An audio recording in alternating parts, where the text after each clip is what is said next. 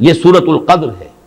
یہ ہے در حقیقت نزول قرآن کا جو وقت ہے جو معین کیا اللہ تعالیٰ نے، کب یہ قرآن اس کا آغاز ہوا نزول کا، یا پورا قرآن جو ہے لوح محفوظ سے سماع دنیا تک اتار دیا گیا۔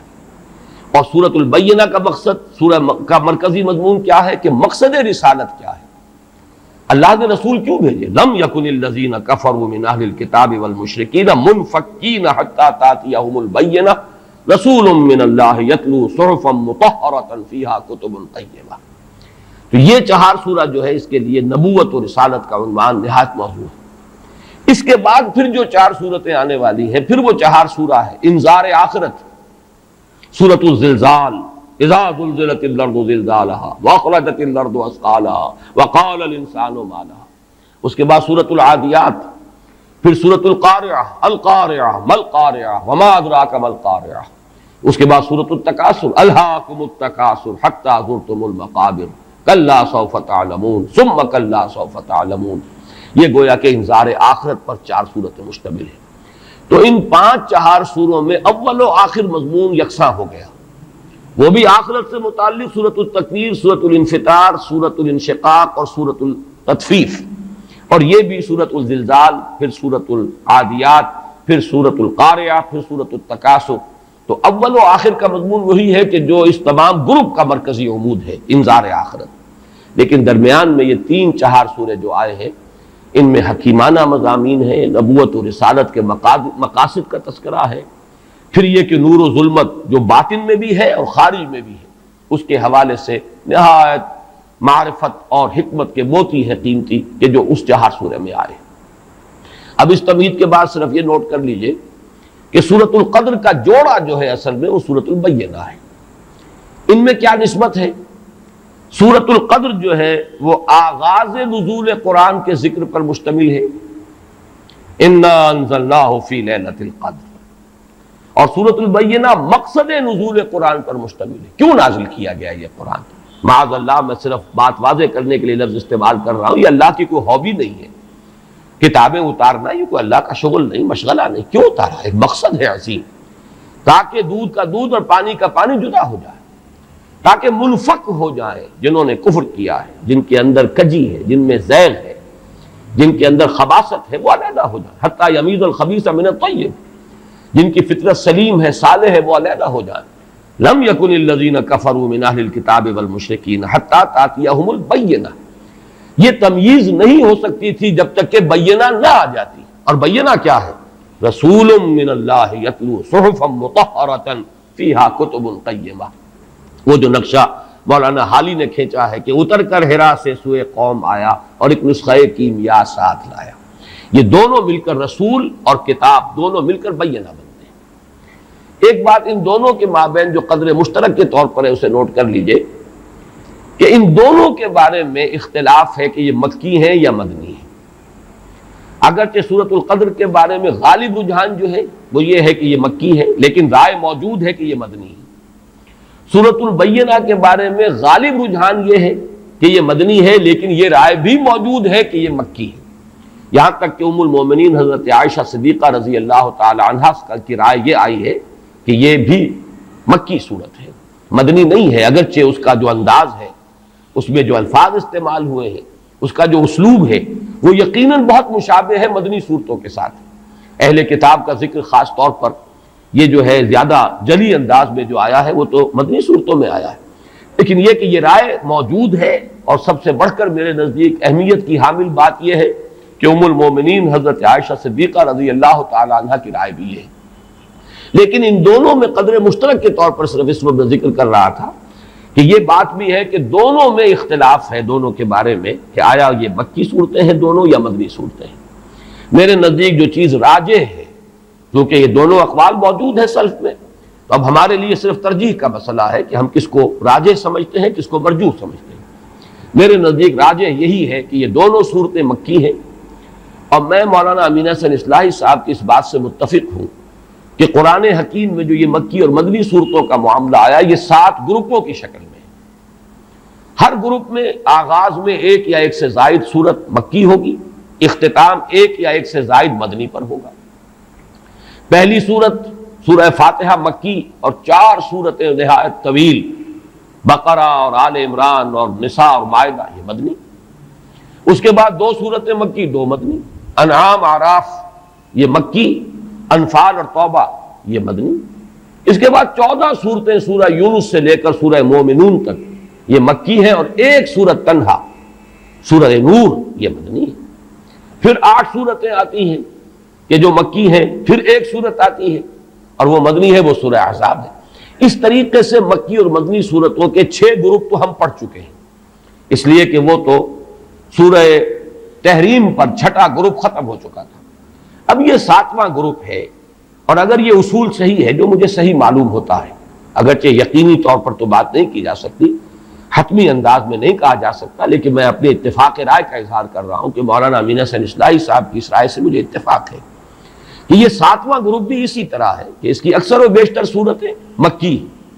آخر میں صرف مدنی آئیں گی، درمیان میں نہیں ہو سکتا معاملہ، ورنہ تو پھر یہ کہ گروپوں کی وہ ترتیب جو ہے وہ ڈسٹرب ہو جائے گی، پھر وہ 7 گروپ نہیں رہیں گے، 8 بن جائیں گے یا 9 بن جائیں گے، جو بھی شکل اس کی ہو۔ اس اعتبار سے، اور مجھے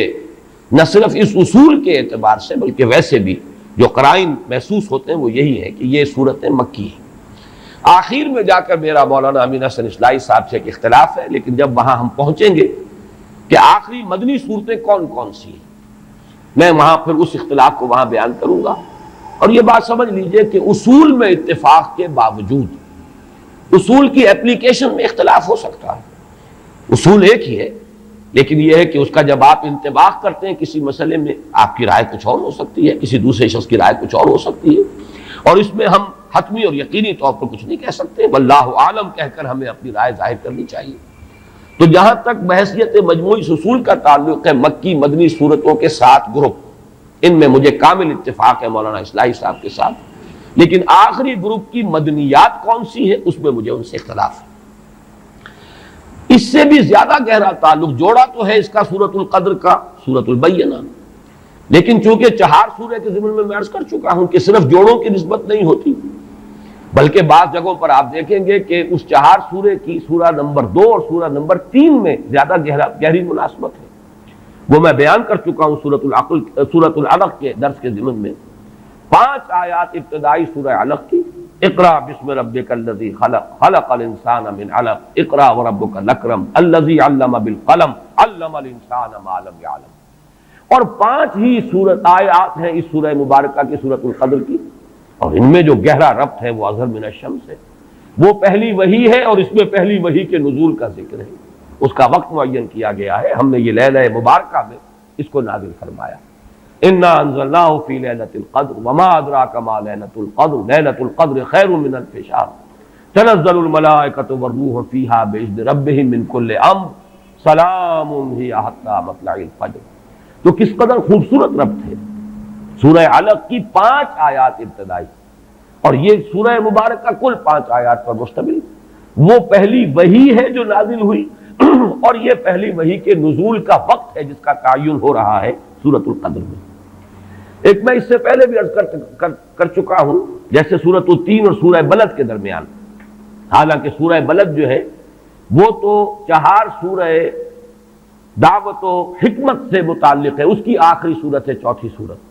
اور سورۃ التین جو ہے وہ 4 سورہ نبوت و رسالت کی پہلی صورت ہے، لیکن ان کے مابین بڑا گہرا ربط ہے۔ جو قسمیں ہیں، لا اقسم بہذا البلد وانت حل بہذا البلد ووالد وما ولد لقد خلقنا الانسان فی کبد والتین والزیتون وطور سینین وہذا البلد الامین لقد خلقنا الانسان فی احسن تقویم۔ تو معنوی اعتبار سے بہت مشابہت اور مناسبت اور بہت گہرا ربط جو ہے سورہ بلد اور سورۃ التین کے مابین بھی۔ بالکل اسی طرح یہاں نوٹ کر لیجئے کہ ایک ربط ثالث جو ہے اس سورۃ القدر کا، ایک ربط تو ہے جوڑے ہونے کی نسبت سے سورہ بینہ کے ساتھ، ایک ربط ہے 4 سورہ کے اعتبار سے سورۃ العلق کی ابتدائی 5 آیات کے ساتھ۔ یہ ربط ثالث ہے، یہ 3rd ڈائمنشن ہے اس کے مضامین کے ربط کا، اور وہ آپ نے نوٹ کر لیا ہوگا، میں نے ابتدا میں تلاوت جو کی ہے سورۃ القدر کی، اس کے ساتھ ہی متصلاً تلاوت کی ہے سورہ دخان کی ابتدائی 6 آیات کی۔ مضامین کے اعتبار سے ان میں جس قدر مشابہت ہے، یہاں لیلۃ القدر کا لفظ آیا، وہاں لیلہ مبارکہ کا لفظ آیا، انا انزلناہ فی لیلۃ مبارکۃ، یہاں انا انزلناہ فی لیلۃ القدر، یہاں یہ فرمایا گیا من کل امر تنزل الملائکۃ والروح فیہا باذن ربہم من کل امر، وہاں فرمایا فیہا یفرق کل امر حکیم امرا من عندنا انا کنا مرسلین۔ تو مضامین کے اعتبار سے، اور وہ جو اصول میں نے بارہا بیان کیا ہے کہ اہم مضامین قرآن حکیم میں کم سے کم 2 جگہ ضرور آئیں گے بڑی گہری مشابہت کے ساتھ، تو یہ مضمون جو ہے وہ لیلہ مبارکہ، وہ لیلۃ القدر جو ہے، اس کا ذکر، اس کی عظمت کا بیان، یہ قرآن مجید میں ان 2 مقامات پر آ رہا ہے۔ مصحف میں تو بہت فصل ہے، کہاں سورہ دخان 25ویں پارے میں، کہاں یہ آخری پارے میں سورۃ القدر، گویا کہ کافی بعد ہے مصحف کے اعتبار سے، لیکن مضامین کے اعتبار سے نہایت قریبی ربط ہے، بہت گہری مشابہت ہے۔ اب آئیے ان تمہیدی مضامین کے بعد ہم اس سورہ مبارکہ کا لفظ بلفظ مطالعہ شروع کریں۔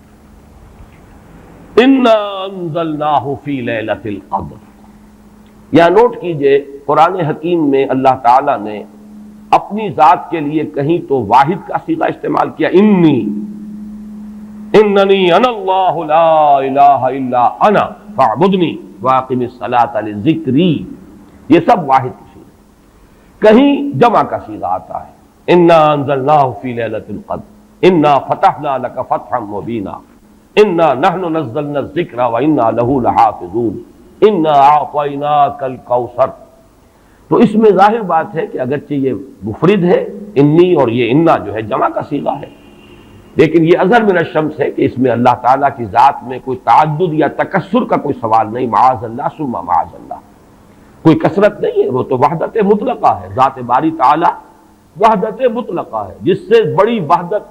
اور جس سے گہری وحدت کا ہم تصور بھی نہیں کر سکتے۔ لہذا یہاں پر جمع کا صیغہ کس لیے آیا؟ یہ عربی زبان کا اسلوب ہے کہ جیسے شاہانہ انداز کا کلام ہوتا ہے ہم، یہ ہم جو ہے در حقیقت اپنی عظمت، اپنی تفخیم، اپنی جلالت شان، اپنی علو مرتبت، اس کے اظہار کے لیے انا انزلناہ فی لیلۃ القدر، انزلناہ، یہ جو ضمیر مفعولی ہے، ہم نے نازل کیا اس کو لیلۃ القدر میں۔ اب یہ عام طور پر تو اسلوب یہ ہے کہ ضمیر کا استعمال وہاں آنا چاہیے جہاں جس شے کے لیے ضمیر آ رہی ہے اس کا ذکر صراحت کے ساتھ پہلے ہو چکا ہو، عام اسلوب یہی ہے، لیکن قرآن حکیم کے اپنے اسالیب ہیں، خاص مخصوص اسالیب ہے۔ قرآن مجید جیسے ہم کہا کرتے ہیں کہ فلاں ادیب جو ہے وہ خود صاحب طرز ادیب ہے، اس نے اپنی طرز خود ایجاد کی ہے، یہ طرز خاص ہے، ایجاد میری۔ صاحب طرز ادیب جیسے ہوتے ہیں ہمارے ہاں، جن کو ہم کہتے ہیں، قرار دیتے ہیں، قرآن مجید کے اپنے اسالیب ہیں، اپنا طرز بیان ہے، اور اس میں یہ ہے کہ جو شے بالکل اظہر من الشمس ہو اس کے لیے پہلے سے تذکرہ ہونا ضروری نہیں ہے، اس کے لیے ضمیر لے آئیں گے بغیر اس کے کہ پہلے سے صراحت کے ساتھ اس کے لیے کوئی ذکر موجود ہو۔ اس میں در حقیقت اشارہ یہ ہوتا ہے یہ بالکل سامنے کی بات ہے، اس کے ذکر کی ضرورت ہی نہیں، یہ تو جانی پہچانی بات ہے، یہ تو بالکل مشہور اور معروف حقیقت ہے۔ اسی کی 2 مثالیں ہیں، مثلا یہ کہ سابقہ سورت جو ہے سورۃ العلق، اس میں کہیں ابو جہل کا نام نہیں آیا، لیکن ظاہر بات ہے کہ جب وہ آیات نازل ہوئی ہیں اور جب محمد الرسول اللہ صلی اللہ علیہ وسلم نے ان کو پڑھ کر سنایا ہوگا تو شاید ہی کوئی شخص و مکے والا کہ جو نہ پہچان سکا ہو کہ یہ کس کا ذکر ہے۔ ارایت الذی ینہا عبدا اذا صلی ارایت ان کان علی الہدی او امر بالتقوی ارایت ان کذب وتولی الم یعلم بان اللہ یری۔ ظاہر بات ہے اظہر من الشمس ہے تو نام لینے کی ضرورت نہیں۔ اسی طریقے سے مثلا اسلوب جو ہے بہت نمایاں ہو کر آیا سورہ واقعہ کے آخری رکوع میں، کلا اذا بلغت الحلقوم فلولا اذا بلغت الحلقوم، تو کیوں نہیں ایسا ہوتا کہ جب وہ پہنچ جاتی ہے حلق تک، حلقوم تک، کیا پہنچ جاتی ہے؟ اب یہاں پہ اصل من الشمس سے مراد ہے عالم نزا میں جبکہ جان آ کر ہنسلی میں پھنس جاتی ہے، یہاں گھنگرو بولتا ہے اصل میں حتی اذا بلغت الحلقوم، یہ آخری وقت جو ہے معلوم ہوتا ہے کہ یہاں کوئی آواز آ رہی ہے اور جان یہاں آ کر پھنس گئی، لیکن یہاں جان کا یا نفس کا کہیں لفظ نہیں آیا۔ فلولا اذا بلغت الحلقوم وانتم حينئذ تنظرون ونحن اقرب اليه منكم ولكن لا تبصرون فلولا ان كنتم غير مدينين ترجعونها ان كنتم صادقين۔ اب یہاں پر بھی لفظاً کوئی ذکر نہیں ہے کہ کس شے کے لیے یہ لفظ استعمال ہو رہا ہے، لیکن اس کے مشہور و معروف اور اظہر من الشمس ہونے کے اعتبار سے وہ جو عام قاعدہ ہے اس کے خلاف یہاں پر بغیر اس کی صراحت کے تذکرے کے ضمیر کا استعمال ہو گیا۔ انا انزلناہ فی لیلۃ القدر۔ اس میں ایک بات اور نوٹ کیجئے کہ در حقیقت کسی شے کا اس طرح تذکرہ نہ کرنا یہ خود اس کی عظمت کی دلیل ہے۔ گویا کہ یہاں پر نہ صرف یہ کہ قرآن کے لیے اس ہو کا ضمیر جو ہے اس کی انا انزلناہ ہو، یہ قرآن کے اپنے مخصوص اسلوب کے مطابق آئی ہے، بلکہ اس میں قرآن کی عظمت کی طرف اشارہ ہے، اس لیے کہ جو صاحب عظمت ہستی ہو اس کا نام نہیں لیا جاتا، بلکہ اس کی طرف آ جناب، آ حضور، یہ الفاظ جو ہیں یہ اسی لیے اختیار کیے گئے ہیں اور ایجاد کیے گئے ہیں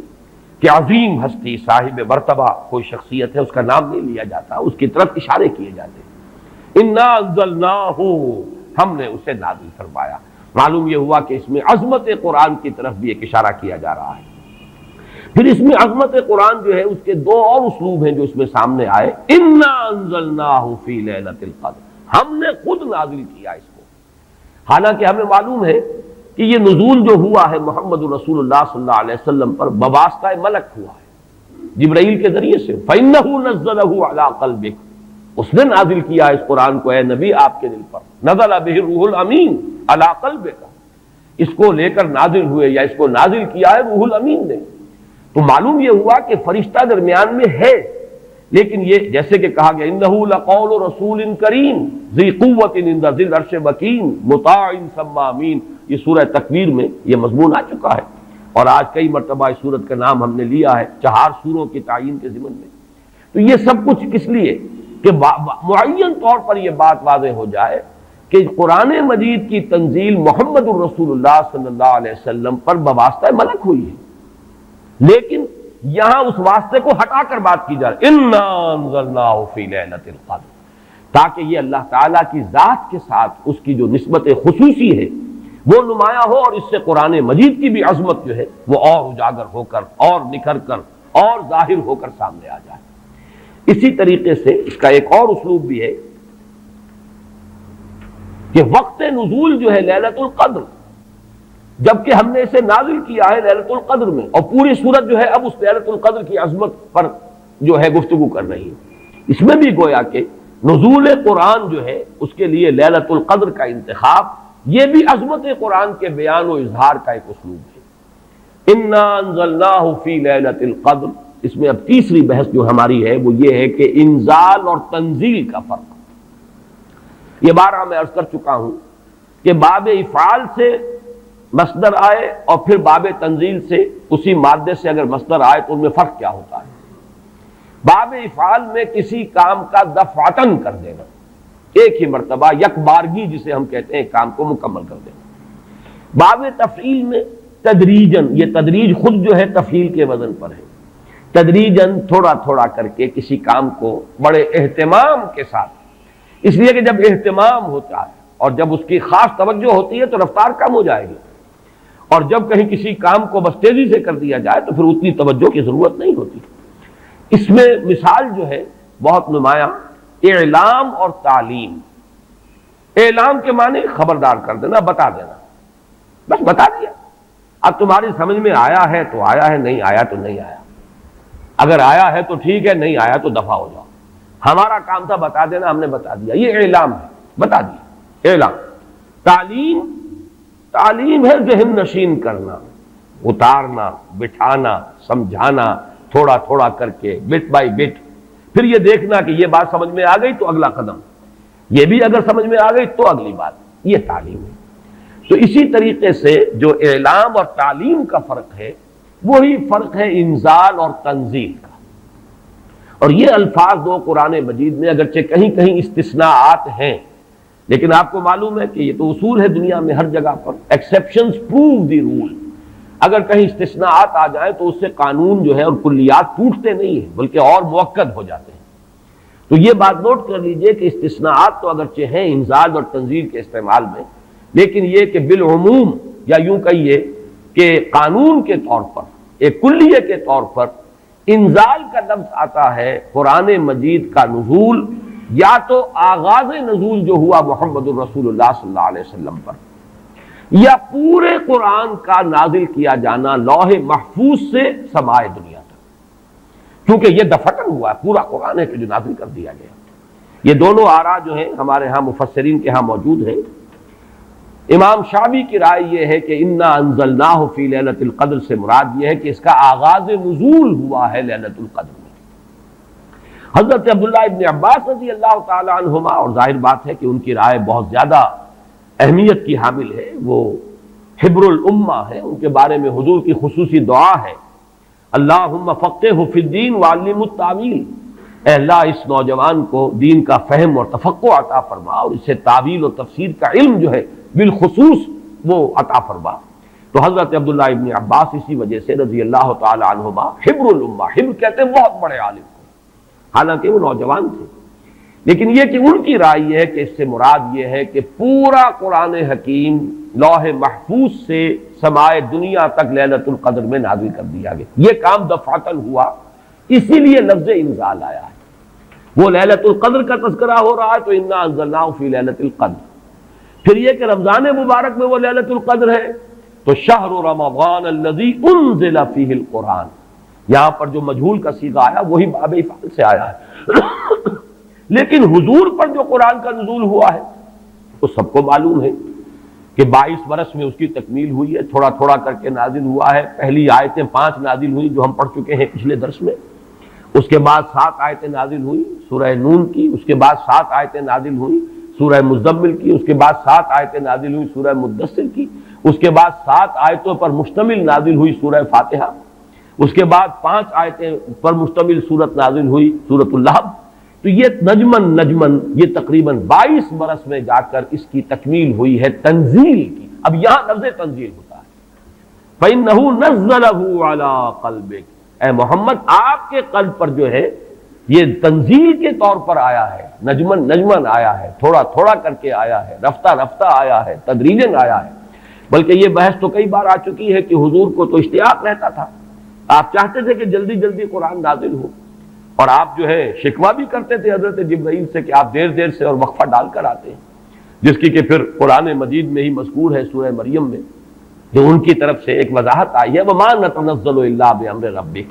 اور پھر اس کے علاوہ دوسرے مقام پر وَلَا تَعْجَلْ بِالْقُرْآنِ مِنْ قَبْلِ أَنْ يُقْضَىٰ إِلَيْكَ وَحْيُهُ، اے نبی جلدی نہ کیجئے، قرآن مجید کی آپ پر تنزیل جو ہے اس کے اندر جو وقت اور جو اس کے اندر وقفے ہیں یہ اللہ تعالیٰ کی حکمت کے تحت ہیں، اور ان کے اندر حکمت مثمر ہے، لہذا آپ جلدی نہ کیجئے۔ وَلَا تَعْجَلْ بِالْقُرْآنِ مِنْ قَبْلِ أَنْ يُقْضَىٰ إِلَيْكَ وَحْيُهُ۔ تو اس اعتبار سے نوٹ کر لیجئے کہ تنزیل جو ہے وہ محمد الرسول اللہ صلی اللہ علیہ وسلم پر نزول قرآن کے لیے، اور انزال ہے قرآن مجید کا دفعتاً نازل ہو جانا۔ اور اس میں میں یہ سمجھتا ہوں کہ زیادہ جو قوی رائے ہے وہ حضرت عبداللہ ابن عباس رضی اللہ تعالیٰ عنہما کی ہے کہ یہاں جس انزال کا ذکر کیا جا رہا ہے وہ لوح محفوظ، اور یہاں ذرا گن لیجئے قرآن مجید میں لوح محفوظ کے لیے 2 الفاظ اور بھی آئے ہیں، اِنَّهُ فِي أُمِّ الْكِتَابِ لَدَيْنَا لَعَلِيٌّ حَكِيمٌ، یہ ام الکتاب میں ہے، وہ ہے اصل جڑ، وہ ہے اصل کتاب۔ یہ تو نقول ہے، جیسے کہ میں نے بارہا کہا ہے کہ فیصلہ جو ہے جج کے ہاتھ کا لکھا ہوا محفوظ ہے، آپ نقل حاصل کر سکتے ہیں، وہ نقل مطابق اصل جو ہے وہ آپ کو مل جائے گی، لیکن یہ کہ اصل فیصلہ تو وہ ہے جو جج نے اپنے ہاتھ سے لکھا ہے اور وہ محفوظ ہے۔ اسی طریقے سے اصل قرآن تو جس کو کہا گیا فی کتاب مکنون لا یمسہ الا المطہرون، تو کتاب مکنون، لوح محفوظ، ام الکتاب، یہ 3 جو ہے مختلف اسلوب ہیں اس حقیقت کو بیان کرنے کے لیے کہ وہ اس عالم امر میں، وہ 7ویں آسمان سے بھی اوپر کہیں کوئی ہے جس کی حقیقت کو اس وقت ہم نہیں سمجھ سکتے، وہ لوح محفوظ ہے، وہ ام الکتاب ہے، وہ کتاب مکنون ہے، وہاں سے یہ پورا قرآن نازل کر دیا گیا دفعتاً واحدہ، جملتاً واحدہ، لیلۃ القدر میں، کہ جو کہ رمضان مبارک کی ایک شب تھی، سمائے دنیا تک۔ وہاں سے پھر فرشتے نے اس کو تدریجاً جو بھی اس کے نزول کے لیے حکمت معین تھی اللہ تعالیٰ کے علم میں، اس کے مطابق اس کو نازل کیا محمد رسول اللہ صلی اللہ علیہ وسلم پر۔ البتہ یہ رائے کہ اس سے مراد آغاز نزول ہے، یہ بھی لفظی اعتبار سے اس کے اندر کوئی تضاد نہیں ہوگا، اس لیے کہ آغاز نزول میں جو آیات نازل ہوئی ہیں وہ تو دفعتاً واحدہ ہی نازل ہوئی ہے،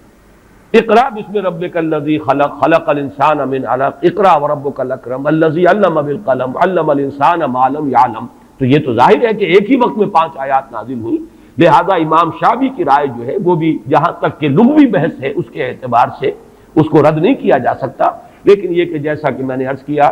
ہمارے لیے زیادہ اہمیت کا قول جو ہے وہ حضرت عبداللہ ابن عباس کا ہے رضی اللہ تعالی عنہما. اب آئیے لیلۃ القدر، انا انزلناہ فی لیلۃ القدر، اس میں قدر سے مراد کیا ہے؟ قدر کی رات. بعض حضرات نے تو بڑی آسانی کی ہے کہ ترجمے میں کہہ دیا ہم نے اسے شب قدر میں نازل کیا. ظاہر بات ہے کہ ترجمے میں تو آسان ہے، لیل کی جگہ شب کا لفظ لے آئیے اور اس کے ساتھ قدر کے لفظ کو جو کا تو رکھ دیجئے. یہی وجہ ہے کہ اردو میں ترجمہ کرنا، اردو میں درس دینا قرآن کا بہت آسان ہے، لیکن کوئی ایسی اجنبی زبان ہو کہ جس کے الفاظ سرے سے مناسبت نہ رکھتے ہو عربی زبان کے الفاظ کے ساتھ، وہاں بہت مشکل ہو جاتا ہے. اب اگر آپ انگریزی میں ٹرانسلیٹ کریں گے اس کو تو آپ کو کوئی مفہوم معین کرنا پڑے گا، کوئی ایک لفظ سلیکٹ کرنا پڑے گا. آپ قدر کے لفظ کو تو وہاں پر ریٹین نہیں کر سکتے، تو بہت مشکل ہو جائے گا ان زبانوں میں. چونکہ ہماری زبان جو ہے اس میں تو اکثر و بیشتر اصطلاحات جو ہیں وہ تو قرآن مجید کی جوں کی تو منتقل ہو گئی. تقویٰ کا لفظ ہے تو جوں کا تو ہے، ایمان کا لفظ ہے تو جوں کا تو ہے. اس اعتبار سے اردو میں ترجمہ یا اردو میں درس قرآن دینا بہت آسان ہے، لیکن کسی اور زبان میں کہ جس کا کوئی بھی ربط نہ ہو اردو کے ساتھ، عربی کے ساتھ، فارسی کے ساتھ، بہت مشکل. اس قدر سے مراد کیا ہے؟ اس کے ضمن میں 3 آراء ہیں کہ جو ملتی ہیں. 2 بہت مشہور ہیں، تیسری ذرا ایک شاذ رائے ہے، لیکن یہ کہ بہرحال وہ بھی میں چاہتا ہوں کہ آپ کے علم میں آ جائے. قدر سے مراد ایک تو یہ ہے کہ یہ تقدیر الامور، یہ رات وہ ہے کہ جس میں 1 سال کے لیے مقادیر اور تقدیروں کا تعین ہو جاتا ہے. اگرچہ ایک لفظ میں نے استعمال غلط کر دیا اس جملے میں، تعین تو وہ ہو چکا ہے ازل میں، اللہ تعالیٰ کے علم ازلی میں تو وہ چیزیں پہلے سے موجود ہیں. کب کس وقت کس شے کو ظہور پذیر ہونا ہے، کب کس وقت کس جگہ کون سا واقعہ ظاہر ہوگا. لیکن یہ ہے کہ وہ تو اللہ کا علم قدیم ہے، علم کی حد تک وہ علم قدیم ہے، وہ تو ہمیشہ سے شے جو ہے موجود ہے اللہ کے علم قدیم میں. لیکن یہ کہ ہر سال کا معلوم ہوتا ہے کہ جیسے ہمارے ہاں ایک مفہوم ہے بجٹ سیشن ہے، سال بسال کچھ چیزیں معین کی جاتی ہیں. اس اعتبار سے ہر سال یہ ایک شب آتی ہے کہ جس میں اس سال سے متعلق امور فرشتوں کے حوالے کر دیے جاتے ہیں. اس اصل جو ہے ام الکتاب سے یوں سمجھ لیجئے، ام الکتاب اب یہاں میں لفظ استعمال کر رہا ہوں، اللہ تعالیٰ کا علم قدیم. اللہ تعالیٰ کے علم قدیم میں جو چیزیں معین ہیں، جو آنے والے سال کے لیے جو حالات، حوادث، واقعات جو بھی ظہور پذیر ہونے ہیں، ان کے بارے میں اللہ کے جن فیصلوں کی تنفیذ ہونی ہے وہ حوالے کر دی جاتی ہیں فرشتوں کے کہ وہ ان کو تنفیذ کریں. یہ گویا کہ تقدیر کی رات ہے لیلۃ القدر، یعنی وہ رات جس میں تقدیر الامور، تمام معاملات جو ہیں ان کا معاملہ طے کر دیا جاتا ہے. اور اس کی تائید ہوتی ہے وہ سورہ دخان کی آیت سے فیہا یفرق کل امر حکیم. اور اس آیت میں جو لفظ آیا وہ بہت پیارا آیا، یفرق. اس رات میں ہر بات جو پختہ ہے وہ جدا کر دی جاتی ہے. فرق کے معنی جدا کرنا،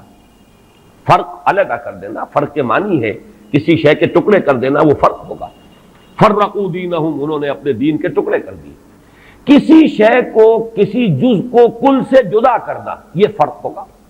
تو معلوم ہوا فیہا یفرق کل امر حکیم. میں آج سوچ رہا تھا تو انگریزی کا ایک لفظ بہترین ذہن میں آیا، ایشو ہو جانا. ایک شے ایشو کر دی جاتی. اب یہ آرڈرز ایشو ہو گئے، طے ہیں علم قدیم میں. اللہ تعالیٰ کا وہ علم قدیم جو ازلی ہے اس میں تو وہ چیزیں ہیں، لیکن اس سال کے لیے وہ آرڈرز ایشو کر دیے گئے. فیہا یفرق کل امر حکیم امرا من عندنا، ہمارے پاس سے ان معاملات کا معاملہ جو ہے فیصلہ ہوتا ہے. کوئی اور طاقت نہیں ہے فیصلہ کرنے والی، وہ فیصلے ہمارے ہی ہیں، ہمارے ہی پاس سے وہ فیصلے جو ہیں صادر ہوتے ہیں. لیکن یہ کہ اس شب میں لیلہ مبارکہ اسے کہا گیا، انا انزلناہ فی لیلۃ مبارکۃ انا کنا منذرین فیہا یفرق کل امر حکیم امرا من عندنا انا کنا مرسلین. وہ ہمارے پاس سے وہ فیصلے جو ہیں وہ صادر ہو کر اور حوالے کر دیے جاتے ہیں. گویا کہ آپ جیسے کہتے ہیں آرڈر ایشو ہو گئے، آپ کے تبادلے کے یا آپ کی ترقی کا جو حکم ہے ایشو ہو گیا. تو یہ گویا کہ یہ 1 سال کا معاملہ. اور اس کے ساتھ ہی نوٹ کر لیجئے قرآن حکیم میں معلوم ہوتا ہے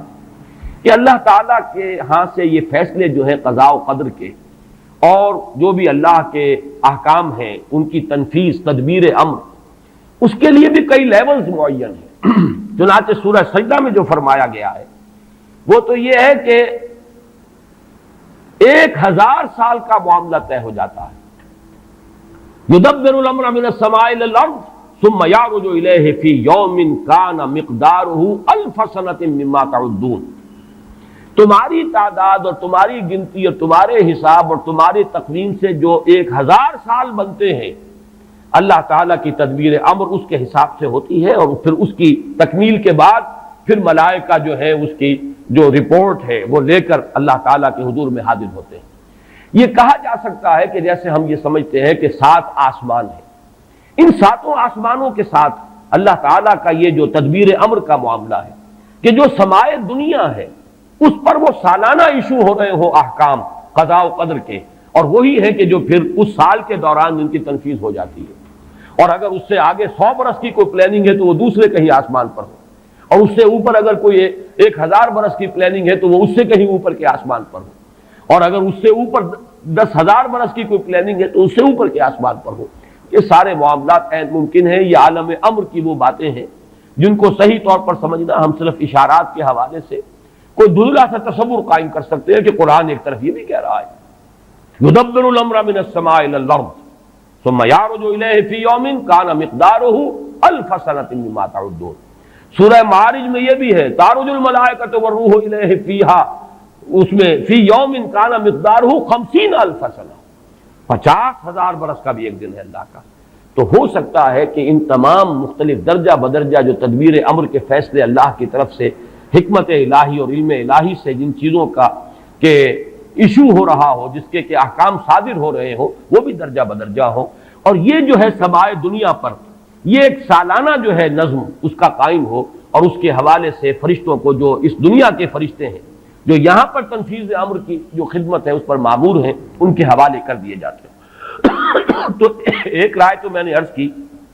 کہ قدر سے مراد تقدیر، کہ یہ رات جو ہے تقدیر الامور کی رات ہے، تمام جو امور ہیں ان کے مقادیر، ان کی تعیین، ان کے بارے میں اللہ تعالیٰ کے احکام جو ہے ان کا ایشو ہو جانا۔ ایک رائے یہ ہے کہ یہ قدر سے مراد ہے قدر و منزلت، اونچا رتبہ، علو شان، منزلہ اور شرف۔ اب اس کی تائید ہوتی ہے، معلوم ایسا ہوتا ہے کہ یہ دونوں باتیں تو بیک وقت جو ہے مراد ہیں، اسی لیے میں نے کہا یہ دونوں اقوال بہت مشہور بھی ہیں، اور میرے نزدیک یہ دونوں ہی اس میں یہ ذو معنیین لفظ کے طور پر یہاں استعمال ہوا، یہ دونوں ہی مراد ہیں۔ یہ رات خود اپنی جگہ پر بھی بجائے خود، جسے ہم کہتے ہیں بجائے خود بھی بہت قدر و منزلت کی رات ہے، اور اس شب میں 1 سال کے معاملات جو ہیں وہ فرشتوں کے حوالے کر دیے جاتے ہیں۔ اس اعتبار سے اس کو کہا گیا لیلہ مبارکہ، انا انزلناہ فی لیلۃ مبارکہ، یہ خود مبارک ہے، اس کے اندر برکتیں ہیں، اس کے اندر عظمت ہے، اس کی اپنی شان بلند ہے، علو مرتبت کی حامل ہے یہ رات۔ یہ دو مفہوم جو ہیں جب تو میں نے جیسا کہ عرض کیا یہ تو بہت کثرت کے ساتھ ہیں اور یہی زیادہ مشہور بھی ہیں، بلکہ ان کے ضمن میں دوسری بات کے ضمن میں ایک نقطہ ترازی کے درجے کی بات ہے، لیکن بات چونکہ حسین ہے وہ میں آپ کو سنا رہا ہوں۔ ابو بکر وراق ہے جنہوں نے اس میں نقطہ پیدا کیا ہے کہ یہ لیلہ قدر اس لیے ہے لأنہ نزل فیہا کتاب ذو قدر علی لسان ملک ذی قدر علی امت لہا قدر۔ یہ 3 انہوں نے قدر جمع کیے ہیں کہ یہ اس لیے اس کو لیلۃ القدر کہا گیا کہ ایک طرف تو یہ کہ اس میں وہ کتاب نازل ہوئی جو بڑی قدر و منزلت والی کتاب ہے، ثانیاً وہ اس فرشتے کی زبانی نازل ہوئی کہ جو بہت قدر و منزلت کا، ذی قوت عند ذی العرش مکین مطاع ثم امین۔ پھر اس امت کے لیے اس کی تنزیل ہو رہی ہے جس کی بڑی قدر و منزلت ہے اللہ کے ہاں، اور شاید اسی وجہ سے وہ کہتے ہیں جناب وراق کہ شاید اسی وجہ سے لفظ قدر جو ہے اس سورہ مبارکہ میں 3 مرتبہ آیا ہے۔ انا انزلناہ فی لیلۃ القدر وما ادراک ما لیلۃ القدر لیلۃ القدر خیر من الف شہر۔ لیکن جیسا کہ میں نے عرض کیا ہے یہ بس ایک نقطے کے حد تک ہے، ایک دلچسپ نقطہ ہے، میں نے اس کا تذکرہ کر دیا ہے۔ ایک تیسرا مفہوم جو شاذ ہے جو لیا گیا قدر سے، کہ قدر کا ایک مفہوم ہے تنگی کا بھی، جیسے کہ سورۃ الفجر میں ہم پڑھ چکے ہیں فَأَمَّا الْإِنسَانُ إِذَا مَا ابْتَلَاهُ رَبُّهُ فَأَكْرَمَهُ وَنَعَّمَهُ فَيَقُولُ رَبِّي أَكْرَمَنِ وَأَمَّا إِذَا مَا ابْتَلَاهُ فَقَدَرَ عَلَيْهِ رِزْقَهُ فَيَقُولُ رَبِّي أَهَانَنِ۔ انسان کا معاملہ عجیب ہے کہ جب اس کا رب اس کا امتحان لیتا ہے، اسے آزماتا ہے، نعمتیں دے کر، عزت دے کر، تو کہتا میرے رب نے مجھے عزت دے دی، اور جب اس کا رب اس کو آزماتا ہے اس پر رزق کو تنگ کر کے، تو وہ کہتا میرے رب نے مجھے ذلیل کر دیا۔ تو یہاں پر جو تنگی کا مفہوم ہے قدر میں، تو ایک مفہوم یہ لیا گیا ہے کہ یہ لیلۃ القدر لیلۃ الضیق ہے، اور یہ اس لیے کہ اس زمین پر اتنی کثرت سے، اتنی کثیر تعداد میں فرشتے نازل ہوتے ہیں کہ تنگی پیدا ہو جاتی ہے۔ اب ظاہر بات ہے کہ یہ اس عالم ارواح کے ساتھ مناسبت رکھنے والے لوگ، جن کی اپنی روحیں جو ہیں وہ اس درجے لطیف ہوں کہ کچھ مناسبت ان کو پیدا ہو گئی ہو، صرف ان کا ایک ادراک ہو سکتا ہے، باقی یہ کہ جہاں تک لفظ کا تعلق ہے اس میں اس کی گنجائش موجود ہے۔ تو لیلۃ القدر کے 3 مفہوم ہوئے، جن میں سے 2 جو ہے پہلے وہ تو باہم جمع بھی ہو سکتے ہیں، ذو معنیین لفظ کی حیثیت سے اس کا استعمال ہو سکتا ہے۔ اس میں تمام مقادیر اور تمام تقدیروں کا گویا کہ اللہ تعالیٰ کی طرف سے صدور ہو جاتا ہے، ایشو ہو جاتے ہیں تمام احکام آئندہ سال کے لیے۔ دوسرے یہ کہ یہ خود اپنی جگہ پر بڑی مبارک اور بڑی قدر و منزلت والی رات ہے۔ تیسری بات وہ ہے جو میں نے عرض کیا، ایک شاذ سی رائے ہے کہ اس میں فرشتوں کا نزول اس کثرت سے ہوتا ہے کہ زمین کے اندر اس کی وجہ سے جگہ کی تنگی ہو جاتی ہے، واللہ اعلم۔ اب اس کے بعد فرمایا وما ادراک ما لیلۃ القدر، یہ ما ادراک اور ما یدریک، اس کے بارے میں بعض حضرات کی ایک رائے ہے جو شاید اس سے پہلے اتنی وضاحت سے میں نے کبھی بیان نہ کی ہو، آج اس کو نوٹ کر لیجئے۔ عموماً تو مفسرین دونوں کا مفہوم ایک ہی لیتے ہیں، یعنی آپ کو کیا معلوم، آپ کو کس نے بتایا، گویا کہ نفی ہے کہ آپ کا اندازہ نہیں ہو سکتا کہ وہ کیا شے ہے، وہ لیلۃ القدر کی عظمت کیا ہے۔ لیکن بعض حضرات نے یہ فرق کیا ہے کہ جب یہ فعل ماضی میں آتا ہے وما ادراکا، اس میں مراد یہ کہ آپ کو خوب معلوم ہے، کیا ہی معلوم ہے آپ کو کہ اس کی قدر و قیمت کیا ہے، یعنی اس میں گویا کہ نبی اکرم صلی اللہ علیہ وسلم کے لیے نفی نہیں بلکہ اثبات۔ القاریہ وما ادراک ما القاریہ، القاریہ ما القاریہ وما ادراک ما القاریہ، گویا کہ اثبات ہوتا ہے کہ آپ کو خوب معلوم ہے کہ قاریہ کیا ہے۔ لیکن یہ کہ جہاں ما یدریک آتا ہے وما یدریک لعلہ یزکا او یذکر فتنفعہ الذکریٰ، جہاں فعل مضارع آئے گا وہاں در حقیقت وہ مفہوم ہوگا کہ یہ بات حضور صلی اللہ علیہ وسلم کے علم میں نہیں ہے۔ آپ کو کیا معلوم، ہو سکتا ہے کہ وہ نصیحت اخذ کرتا، اس کو تزکیہ حاصل کر لیتا، تو اس کے اندر تو نفی ہو سکتی ہے کہ اس وقت آپ کے علم میں وہ بات نہیں ہے۔ لیکن یہ بھی ایک تو یہ کہ ایک علمی نکتہ ہے اور اس میں ذرا باریک قسم کی نحوی بحث ہے، میں خود اپنا مقام یہ نہیں سمجھتا کہ اس قسم کی باریک نحوی بحثوں میں کوئی حتمی رائے قائم کروں۔ دوسرے یہ کہ اس سے ہماری حد تک کوئی فرق واقع نہیں ہوتا، فرق اگر واقع ہوتا ہے تو محمد الرسول اللہ صلی اللہ علیہ وسلم کے بارے میں واقع ہوتا ہے کہ اگر وما ادراک آیا ہے تو گویا کہ اس بات ہے کہ حضور کے علم میں وہ بات ہے، اور وما یدریک ہے تو گویا کہ اس میں نفی ہے کہ وہ بات حضور کے علم میں نہیں ہے۔ لیکن ہمارے لیے تو دونوں حالتوں میں نفی ہی نفی ہے، ہمیں کیا معلوم قاریہ کی اصل حقیقت، ہمیں کیا اندازہ ہو سکتا ہے لیلۃ القدر کی اصل عظمت کا، ہمیں کیا اندازہ ہو سکتا ہے قرآن کی عظمت و فضیلت کا، ہمیں کیا اندازہ ہو سکتا ہے۔ ہمارے اعتبار سے وہ بحث جو ہے وہ محض ایک اکیڈمک اور ایک علمی بحث بن کر رہ جاتی ہے، اس کا کوئی فرق واقع نہیں ہوتا۔ اب اس کے بعد سوال پیدا ہوتا ہے کہ یہ رات جو ہے مخفی کیوں رکھی گئی، تعین کے ساتھ کچھ معلوم نہیں، یہ رات کون سی رات ہے، کون سی رات ہے، اس کا جواب تو میں بعد میں دوں گا کہ اس میں جو آراء ہیں مختلف، لیکن یہ کہ اس کو کیوں مخفی رکھا گیا، اس پر کچھ پیاری باتیں ہیں جو مفسرین نے کہی ہیں۔ پہلی بات تو یہ کہ جتنی عظیم چیزیں ہیں ان سب کو مخفی رکھا گیا۔ قیامت کب آئے گی، مخفی ہے، آئے گی یہ یقینی ہے، کب آئے گی یہ تو ان امور میں سے ہے کہ جس کا علم نبی اکرم صلی اللہ علیہ وسلم کو بھی نہیں دیا گیا، جبرائیل کو بھی نہیں دیا گیا۔ چنانچہ حدیث جبرائیل میں واضح طور پر الفاظ موجود ہیں وَمَا الْمَسْئُولُ عَنْهَا بِأَعْلَمَ مِنَ السَّائِلِ، کچھ معلوم نہیں، نہ سائل کو معلوم نہ مسئول کو معلوم قیامت کب آئے گی۔ اب یہ عظیم حقیقت مخفی رکھا گیا اور اس کا خاص طور پر ذکر کیا گیا سورہ طٰہٰ میں، اکاد اخفیھا لتجزی کل نفس بما تسعی۔ اگر تعین کر دیا جاتا تو جو قریب کے زمانے کے لوگ ہوتے وہ تو خوب پھر محنت کرتے آخرت کے لیے، اور ذرا فاصلے والے ہوتے وہ ذرا تساہل کرتے اس کے بارے میں. اس کو رکھا گیا ہے، تلوار لٹکی ہوئی ہے، کسی بھی وقت گر سکتی ہے. یہ جیسے گلوٹین کبھی اگر آپ نے دیکھا ہو جس طریقے سے کہ اس کا چھرا گرتا ہے، کسی بھی وقت گر سکتی ہے. لہٰذا ہر وقت چوکس رہو، چوکنے رہو. جیسے کہ صحابہ کرام کی شان معلوم ہوتی ہے بعض روایات سے کہ ذرا تیز ہوا چلتی تھی تو وہ سمجھتے تھے کہ قیامت آ گئی. اس درجے استحضار تھا اعصاب کے اوپر، اس کا اتنا اثر تھا کہ ذرا تیز جھکڑ چلا اور انہوں نے سمجھا قیامت آ گئی. تو اس طریقے سے قیامت کو مخفی رکھا گیا. اکاد اخفیھا لتجزا کل نفس بما تسعی. نہ آج سے 100 برس پہلے والوں کو معلوم تھا کہ قیامت کب آئے گی، نہ آج والوں کو معلوم ہے. نہ اگر ابھی دنیا کی عمر ہے ابھی 100 برس اور، تو قیامت سے ایک دن پہلے بھی شاید یقینی طور پر معلوم نہ ہو سکے کہ کل قیامت آ رہی ہے. تاکہ ہر وقت جو ہے امتحان اتنا ہی شدید رہے، اتنا ہی کڑا امتحان رہے ہر ایک کے لیے. لتجزا کل نفس بما تجزا بما تسعی، تاکہ ہر ذی نفس کو بدلہ ملے اس کی سعی کے مطابق. اسی طریقے سے موت کا وقت معلوم نہیں. وما تدری نفس بأی ارض تموت. کہاں موت آئے گی کچھ معلوم نہیں، کہاں موت آئے گی، کب موت آئے گی کچھ معلوم نہیں. اسی طرح نوٹ کیجئے صلاۃ وسطیٰ، حافظوا علی الصلوات والصلاۃ الوسطیٰ معین نہیں ہے. اس کے لیے آراء اگرچہ ہے، اکثر آراء جمع ہو گئی ہیں صلاۃ العصر کے بارے میں، لیکن تعین سے حتمی طور پر نہیں کہہ سکتے. یہ رائے بھی ہے کہ کوئی بھی معین نہیں، تمام نمازیں جو ہیں وہ صلاۃ وسطیٰ کے حکم میں. بہترین نماز کوشش کرو کہ پوری محافظت کرو، صرف نماز کی نہیں، بہترین نماز کی. ہر نماز تمہاری بہترین نماز ہونی چاہیے.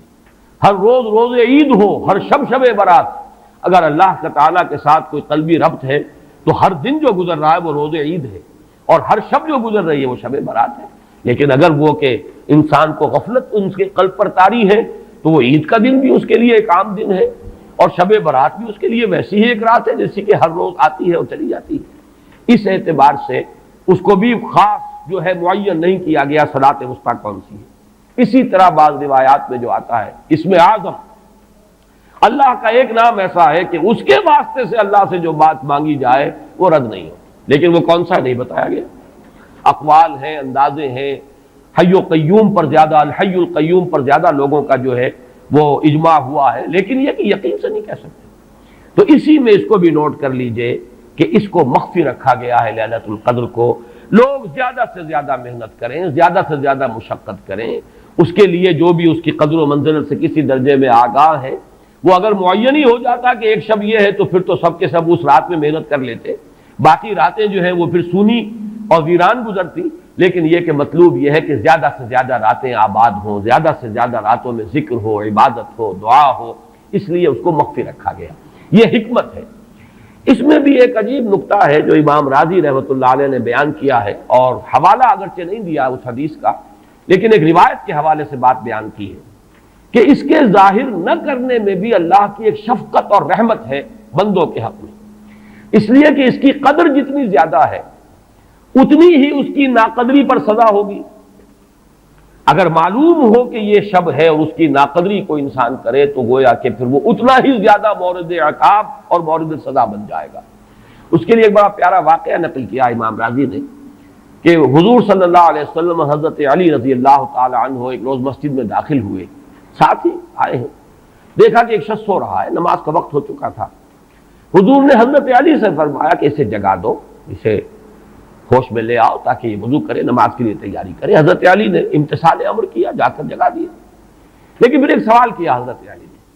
کہ حضور آپ تو خود نیکی کے کاموں میں بہت سبقت فرمانے والے ہیں، سباق بالخیر یہ لفظ آئے، سبقت کرنے والے بہت کثرت کے ساتھ، تو آپ نے یہ جو ہے یہ کام خود کیوں نہیں فرمایا اور مجھے کیوں اس کے لیے آپ نے حکم دیا؟ آپ خود بھی اسے جگا سکتے تھے. آپ نے فرمایا کہ تم اس کی حکمت کو سمجھ لو. میرے جگانے پر اگر وہ نہ جاگتا اور انکار کر دیتا تو کفر ہو جاتا اس کے حق میں، اور تمہارے جگانے پر اگر کوئی تساہل سے بھی وہ کام لیتا تو وہ کفر نہ ہوتا. تو یہ ایک فرق ہے کہ اللہ تعالیٰ کی طرف سے ایک شفقت ہے کہ حضور صلی اللہ علیہ وسلم جگاتے اور کسی درجے میں وہ انکار کر دیتا. کبھی ایسا بھی ہوتا آدمی نیند میں ہے اور وہ کہتا جاؤ جاؤ مجھے آرام کر دے دو، تو اگر میرے ساتھ یہ معاملہ ہوتا تو وہ کفر کے درجے کو پہنچ جاتی بات. لیکن اگر تمہارے ساتھ یہ معاملہ ہو بھی جاتا تو اس درجے شدید نہ ہوتا. تو گویا کہ حضور نے اس شخص پر شفقت کے اعتبار سے یہ شکل اختیار کی کہ خود نہیں جگایا بلکہ یہ کہ حضرت علی رضی اللہ تعالیٰ عنہ کو حکم دیا کہ اسے جگا دیں۔ تو یہ نقطہ کہ لیلۃ القدر کے اخفاء میں یہ بات بھی ہے کہ اگر اس کو عیاں کر دیا جاتا، معین کر دیا جاتا، تو پھر جو لوگ اس سے غافل رہتے پھر وہ بہت سخت ناقدری کا ارتکاب کرتے اور بڑی سزا کے مستوجب ہو جاتے۔ اب چھٹی بحث ہے کہ وہ رات کون سی ہے۔ اگرچہ ایک رائے شاذ یہ بھی ہے کہ وہ رمضان سے باہر کی رات بھی ہو سکتی ہے، لازم نہیں ہے کہ رمضان ہی کی کوئی شب ہو۔ اس میں چونکہ بعض حضرات نے ایک روایت کی وجہ سے یہ جسے ہم شب برات کہتے ہیں، لیلۃ البرات، یہ شعبان کی 15ویں شب، درمیانی شب، اور اس کے بارے میں ایک روایت موجود ہے حضرت عائشہ صدیقہ رضی اللہ تعالی عنہا کی کہ رات کے وقت ان کی آنکھ کھلی اور وہ باری آپ ہی کے پاس شب باسی کی تھی حضور کی، تو حضور موجود نہیں تھے، تو تشویش ہوئی کہاں گئے۔ تو جب تلاش کی گئی تو معلوم ہوا کہ حضور جنت البقیع قبرستان میں پہنچے ہوئے ہیں اور وہاں آپ ان کے لیے جو بھی وہاں دفن ہیں ان کے لیے استغفار فرما رہے ہیں۔ جب پوچھا گیا معاملہ کیا، تو آپ نے فرمایا یہ بڑی عظیم رات ہے اور اس رات میں فوت ہونے والوں کا فیصلہ ہو جاتا ہے، پیدا ہونے والوں کا فیصلہ ہو جاتا ہے۔ تو اب وہ بھی ایک لیلہ مبارکہ، اسی وجہ سے بعض لوگوں نے وہ جو سورہ دخان کی ابتدائی آیات ہیں انا انزلناہ فی لیلۃ مبارکۃ، اس کو محمول کیا ہے اسی رات پر کہ جس کو ہم شب برات کہتے ہیں اپنی عام اصطلاح میں، لیلۃ البرات اسے عربی میں کہا جاتا ہے۔ برات کے معنی کسی کا چھٹکارا پا لینا۔ یہ شب برات جو ہے وہ برات شادی والی برات نہیں ہے، بلکہ یہ برات کا لفظ ہے عربی زبان کا، جو ہمارے ہاں وہ غلط العام میں برات شب برات بن گیا ہے۔ برات، برات من اللہ ورسولہ، جو سورہ برات کا پہلا لفظ ہے کہ چھٹکارا پانا، کہ وہ رات بھی ایسی ہے کہ اس میں انسان استغفار کرے اور اللہ تعالیٰ سے اپنے گناہوں کی معافی مانگے تو اپنے آپ کو جہنم سے چھٹکارا دلا سکتا ہے، وہ شب برات ہے۔ اس اعتبار سے کچھ لوگوں نے گمان کیا کہ شاید لیلۃ القدر اور لیلہ مبارکہ اس حدیث کی روح سے وہی شب ہے، وہ ظاہر بات ہے کہ خارج از رمضان مبارک ہے، اور یہ کہ اس کے علاوہ بھی بعض آراء ہیں، لیکن یہ آراء جو ہے شاذ کے درجے میں ہے۔ میں یہ کہہ سکتا ہوں کہ تقریباً اجماع ہے اس پر کہ یہ رات رمضان مبارک ہی کی ایک رات ہے۔ اس کی دلیل ایک تو یہ کہ القرآن یفسر بعضہ بعضا کے اصول کے مطابق قرآن مجید کے اندر سورہ بقرہ میں یہ واضح کر دیا گیا شہر رمضان الذی انزل فیہ القرآن، رمضان مبارک کا مہینہ وہ ہے کہ جس میں قرآن نازل کیا گیا، اور یہاں فرمایا انا انزلناہ فی لیلۃ القدر، ہم نے اس کو اتارا ہے لیلۃ القدر میں۔ ان دونوں کو جوڑیے تو اس کا ایک لا محالہ جو ایک انیویٹیبل رزلٹ نکلتا ہے وہ یہی ہے کہ یہ لیلۃ القدر رمضان مبارک میں۔ دوسری اس کی تائید ہوتی ہے وہ مشہور حدیث جس کو الحمدللہ کہ ہم نے بہت عام کیا ہے، رمضان مبارک کی آمد سے قبل کوشش ہوتی ہے ہر سال جو ہے اس کی یاد دہانی کرا دی جائے۔ ایک طویل خطبہ جو حضور نے دیا تھا، خطبنا رسول اللہ صلی اللہ علیہ وسلم فی آخر یوم من شعبان، یہ حضرت سلمان فارسی رضی اللہ تعالیٰ عنہ سے مروی ہے کہ حضور نے شعبان کے آخری دن ہمیں خطبہ ارشاد فرمایا، یا ایھا الناس قد اظلکم شہر عظیم شہر مبارک شہر فیہ لیلۃ خیر من الف شہر، لوگوں آگاہ ہو جاؤ، تم پر ایک بہت مبارک مہینے نے، بڑی عظمت والے مہینے نے سایہ کر دیا ہے، سایہ فگن ہو گیا ہے تم پر ایک مہینہ جو بڑی عظمت والا ہے، شہر عظیم، جو بڑی برکت والا ہے، شہر مبارک، اور تیسرا جملہ اس میں یہی ہے شہر فیہ لیلۃ خیر من الف شہر، وہ مہینہ کہ جس میں ایک رات وہ بھی ہے کہ جو 1000 مہینوں سے افضل ہے۔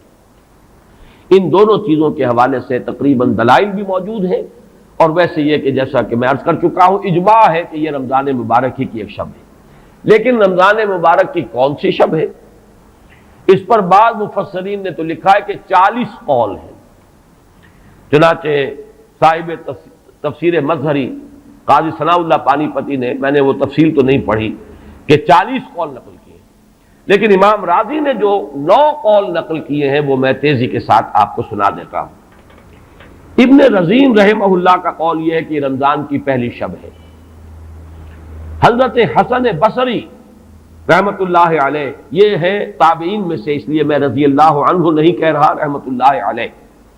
حضرت حسن بصری رحمت اللہ علیہ کی رائے ہے کہ یہ 17ویں شب ہے، یعنی وہ شب کہ پھر جس کے اگلے دن جو ہے وہ غزوہ بدر ہوا ہے، یوم الفرقان۔ حضرت انس رضی اللہ تعالی عنہ مرفوعاً روایت کرتے ہیں کہ یہ 19ویں شب ہے۔ محمد بن اسحاق جو بہت بڑے سیرت نگار ہیں حضور کے، ان کا قول ہے کہ یہ 21ویں شب ہے۔ حضرت عبداللہ ابن عباس رضی اللہ تعالی عنہما سے قول جو ہے مروی ہے کہ یہ 23ویں شب ہے۔ حضرت عبداللہ ابن مسعود رضی اللہ تعالی عنہ سے مروی ہے کہ یہ 24ویں شب ہے۔ اور اس کو میں ذرا اہمیت دیتا ہوں اس لیے کہ 24ویں شب جو ہے سورہ علق کی ابتدائی آیات کے نزول کے ضمن میں کچھ حساب کتاب کے جوڑنے سے 24ویں اور 25ویں شب کا بھی معاملہ جڑتا ہے، جو کہ میں نے آپ کو سورہ علق کے درس کے دوران بتایا تھا۔ اس کے بعد حضرت ابو ذر غفاری رضی اللہ تعالیٰ عنہ کا قول ہے کہ یہ 25ویں شب ہے۔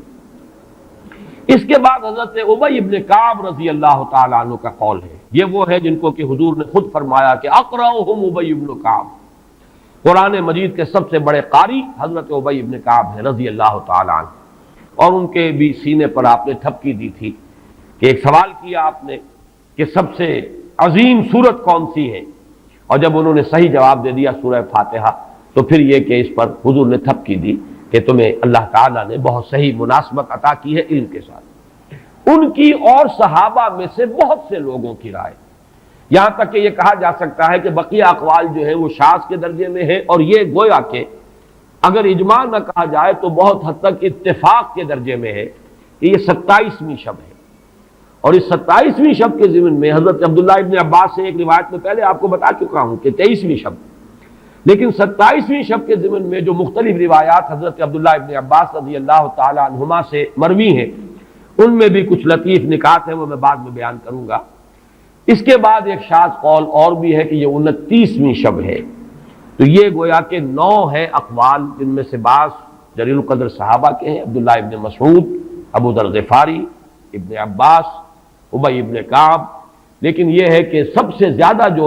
اتفاق اگر اجماع نہ کہا جائے تو 27ویں شب پر ہے۔ اس 27ویں شب کے بارے میں حضرت عبداللہ ابن عباس نے 3 نکتے بیان کیے۔ ایک نکتہ تو یہ ہے کہ یہ پوری سورہ مبارکہ جو ہے سورۃ القدر، اس میں 30 الفاظ ہیں، اور ان 30 الفاظ میں سے 27واں لفظ ہے ہیا حتی مطلع الفجر، یہ 27واں ہے۔ اس کے اعتبار سے گویا کہ انہوں نے ایک ربط قائم کیا ہے کہ یہ 27ویں شب ہے۔ ایک بات انہوں نے یہ کہی ہے کہ اللہ تعالیٰ کو وطر محبوب ہے، اللہ وطر و یحب الوطر، اللہ خود بھی اکیلا ہے اور وطر کو پسند کرتا ہے۔ پھر یہ کہ وطر جو ہے اب رمضان مبارک کے اندر اگر وہ وطر شمار کیے جائیں گے تو 14-15 وطر بن جائیں گے، لیکن اس میں چونکہ آخری عشرے کے بارے میں بہت سی روایات جو ہیں ان کا تقریباً اجماع ہو جاتا ہے کہ آخری عشرے میں، تو آخری عشرے میں بھی 5 وطر آئیں گے، 21ویں، 23ویں، 25ویں، 27ویں، 29ویں۔ لیکن حضرت عبداللہ ابن عباس کہتے ہیں کہ 7 کا ہندسہ اللہ تعالیٰ کو بہت پسند ہے،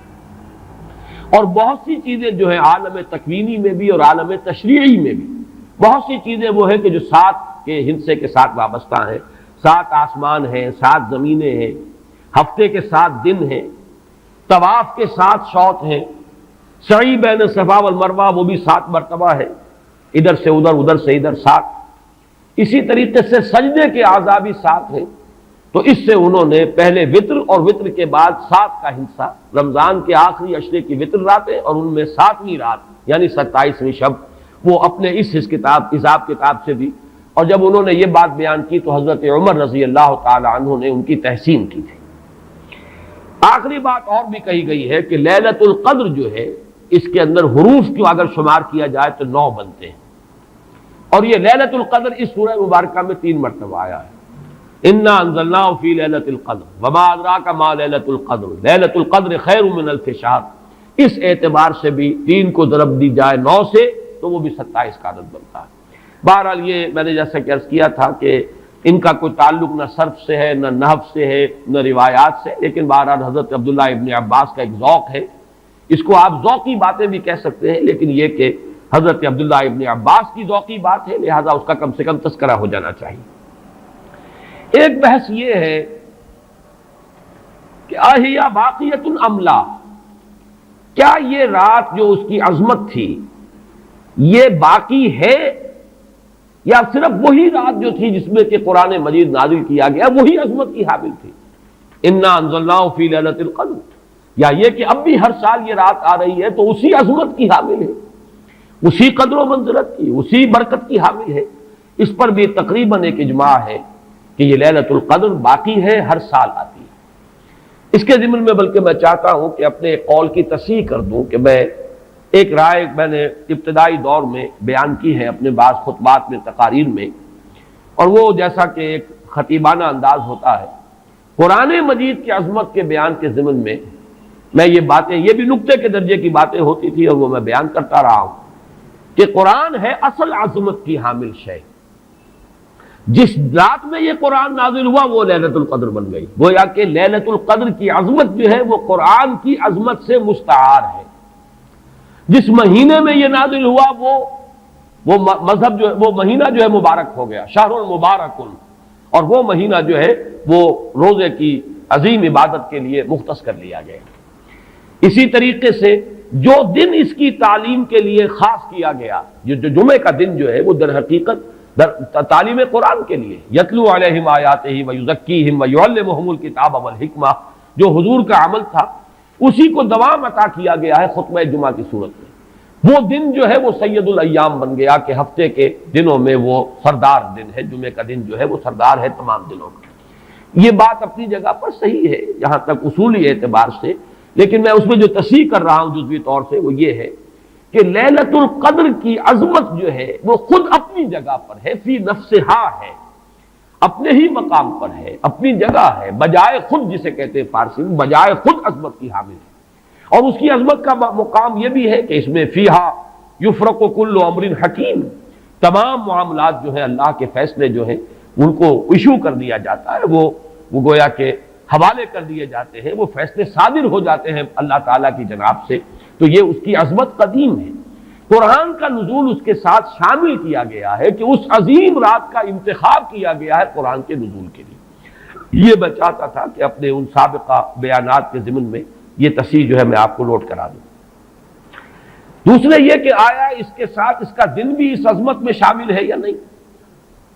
اس میں بھی اکثر مفسرین کا جواب یہ ہے کہ دن شامل ہے، اس لیے کہ قرآن مجید کا حساب کتاب، عرب کی تقویم، اس میں رات بول کر بھی دن رات مراد لیتے تھے اور یوم بول کر بھی دن رات مراد لیتے تھے۔ یوم بھی 24 گھنٹے کے مجموعے کا نام ہے، اور جب رات کا تذکرہ آتا ہے تو رات بھی در حقیقت دن اور رات کے 24 گھنٹوں پر اس کا جو ہے اطلاق کیا جاتا ہے۔ جو دن آتا ہے رات کے بعد وہ اس رات کے تابع ہے۔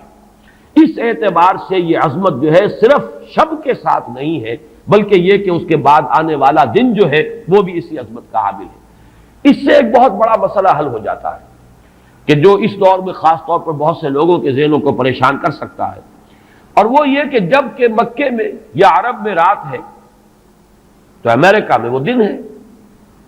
وہ دن، یا اگر وہ رات آئے گی تو ابھی اس کے کچھ 12 گھنٹے کے بعد وہاں پر رات آئے گی۔ اس اعتبار سے دن جو ہے وہ بھی جب شامل ہو گیا اس کے ساتھ تو معلوم ہوا کہ کرۂ ارضی کا کوئی حصہ بھی، کوئی نقطہ بھی اس برکت اور اس قدر و منزلت سے محروم نہیں رہے گا، اس لیے کہ دن کے رات کے ساتھ وہ دن جو ہے طبعاً شامل ہے۔ اب آئیے کہ یہ خیر من الف شہر، اس سے کیا مراد ہے؟ دو باتیں تو اس میں بالکل واضح ہیں۔ ایک تو اس اعتبار سے کہ اس میں جو عبادت کی جائے، استغفار کیا جائے، ذکر کیا جائے، اس کی قدر و منزلت، اس کے لیے ایک تعبیر ہے، جو انداز اسلوب بیان اختیار کیا گیا وہ یہ ہے، اس سے مراد وہ 1000 مہینے جو ہے گنتی کے 1000 مہینے نہیں ہیں۔ اس کو جن لوگوں نے حساب کر کے 83 برس اور کچھ مہینے نکالے ہوئے تو وہ در حقیقت یہ حساب کتاب نہیں ہوتا۔ عربی زبان میں کہیں 100، کہیں 70، کہیں 1000، یہ کثرت کی تعبیر کے لیے آتے ہیں۔ تو معلوم ہوا کہ بہت زیادہ اجر و ثواب ہے عبادت کا، دعا کی قبولیت کا بہت قوی امکان ہے اس شب مبارک میں، اور یہ کہ تقرب الی اللہ کے لیے انسان کوئی کوشاں ہو تو اس کی پیش رفت جو ہے اس شب میں جو ہے وہ بقیہ دنوں اور بقیہ راتوں کی نسبت سے بہت زیادہ ہوگی۔ اس میں جو ایک اشکال پیدا ہوتا ہے ذہن میں کہ آخر کیا سبب ہے کہ بعض خاص جو دن ہیں یا بعض خاص مہینے ہیں ان کی جو خاص جو فضیلت ہے،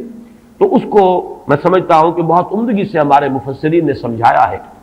کہ عالم مادی میں بھی ہم یہ چیز دیکھتے ہیں کہ مناسبت ہوتی ہے. کوئی فصل ہے گندم کی، اب آپ اگر اس کو غلط موسم میں اگر بو دیں گے تو آپ کا بیج بھی ضائع ہو جائے گا. مناسبت ہے، صحیح وقت ہے اس کا، اسی میں اگر وہ فصل جو ہے وہ بوئی جائے گی تو وہ مثمر ہوگی، اس سے آپ کو فصل حاصل ہو جائے گی. لیکن اگر آپ نے غیر وقت میں وہی بیج بہترین ہو، دانہ عمدہ سے عمدہ ہو، زمین اچھی سے اچھی ہو، لیکن یہ کہ موسم اگر آپ نے غلط چن لیا ہے، تو گویا کہ مناسبت جو ہے اوقات، دنوں، ایام، راتوں،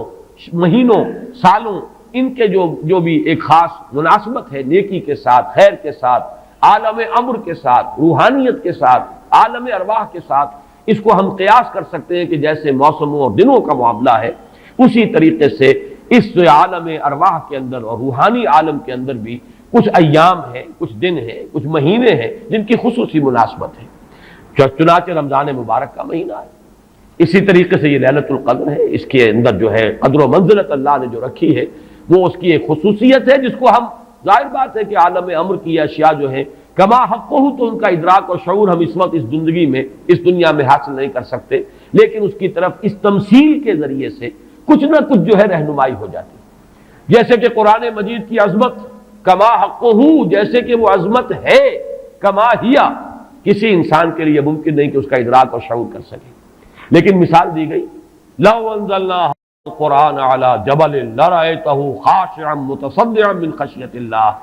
وتلک الامثال نضربها للناس لعلهم يتفکرون. یہ مثالیں ہم بیان کر دیتے ہیں لوگوں کے لیے کہ جو معاملات، جو امور، جو لطیف حقائق ان کے ادراک و شعور سے ماوراء ہیں، بلند تر ہیں، اس کا کوئی اجمالی اور کوئی مبہم خاکہ تو ان کے ذہن میں آ ہی جائے ایک تمثیل کی مدد سے. اس اعتبار سے اس مادی عالم میں بھی جو موسموں کے اثرات اور ان کی مناسبت یا عدم مناسبت کسی کام کے ساتھ ہے، اس کے حوالے سے ہم سمجھ سکتے ہیں کہ اللہ تعالیٰ نے خاص گھڑیاں، خاص ساعات، جیسے فرمایا گیا کہ جمعے کے دن ایک خاص ساعت ایسی ہے، اب دیکھیے اس کو بھی شمار کر لیجئے، وہ بھی مخفی رکھی گئی ہے کہ وہ ساعت کون سی ہے. ایک خاص ساعت ہے کہ اگر کوئی شخص دعا کرے گا اس گھڑی میں تو وہ رد نہیں ہوگی، لیکن اسے خفیہ رکھ دیا گیا. بعض حضرات کے خیال میں دونوں خطبوں کے درمیان جو وقت ہو جبکہ امام بیٹھتا ہے یہ وقفہ ہے وہ خاص ساعت. بعض حضرات کے نزدیک وہ نماز کے ادا ہونے سے لے کر عصر تک کا وقفہ ہے. لہذا بہت سے حضرات کو آپ نے دیکھا ہوگا کہ وہ جمعے کے روز نماز جمعہ ادا کرنے کے بعد سے عصر تک مسجد میں قیام کرتے ہیں، ذکر اور تلاوت اس میں مشغول رہتے ہیں.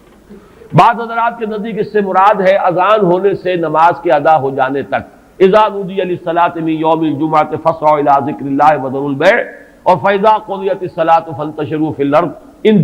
دونوں کے مابین جو وقت ہے وہ گویا کہ اس کا، لیکن اس کو بھی مخفی رکھ دیا گیا. وہ جو میں نے کچھ لسٹ گنوائی تھی کہ عظمت والی چیزوں کو اللہ نے چھپایا ہے، اسے مخفی رکھا ہے، اسی میں اس کو بھی شامل کر لیجئے کہ ایک گھڑی ہے جمعے کے دن، ایک وقت ہے، ایک ساعت ہے، اس میں جو دعا کی جائے قبول ہو جائے گی. اسی طریقے سے یہ لیلۃ القدر ہے، اسی طریقے سے اور مختلف چیزیں. تو لیلۃ القدر خیر من الف شہر تنزل الملائکۃ والروح فیہا باذن ربہم من کل امر. نازل ہوتے ہیں فرشتے اور الروح. اگرچہ الروح کے بارے میں اس کا مصداق کیا ہے بہت سے اقوال ہیں، لیکن یہاں پر اکثر و بیشتر مفسرین جو ہے متفق ہیں کہ یہاں مراد حضرت جبرائیل علیہ السلام. فرشتوں میں ان کے چونکہ ایک خاص مقام ہے، بہت اونچا ان کا مقام ہے، کہا جا سکتا ہے سید الملائکہ، تمام فرشتوں کے وہ سردار ہیں. یہی وجہ ہے کہ وہی ہے قرآن کے نازل کرنے والے. یہ عظیم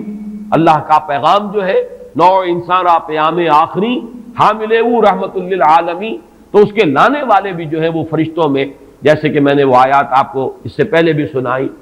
کہ انہ لقول رسول کریم ذی قوت عند ذی العرش مکین مطاع ثم امین. اب یہ ساری مدح جو ہو رہی ہے، تعریف ہو رہی ہے حضرت جبرائیل علیہ السلام کی،